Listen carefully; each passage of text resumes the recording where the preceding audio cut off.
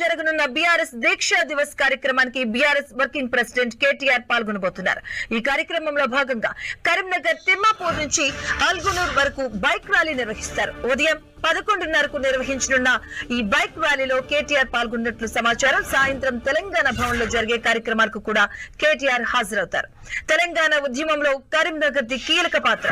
ప్రత్యేక తెలంగాణ రాష్ట్రంగా ఆవిర్భవించే విషయంలో కేసీఆర్ సచ్చుడో తెలంగాణ వచ్చుడో అనే నినాదంతో ముందుకు సాగారు. ఇక నవంబర్ 29న కరీంనగర్ జిల్లాలోని అల్గునూర్ చౌరస్తే ఇందుకు వేదికైంది. సిద్దిపేటలో ఆమరణ నిరాహార దీక్షకు సిద్ధమైన కేసీఆర్ కరీంనగర్ నుంచి బయలుదేరారు.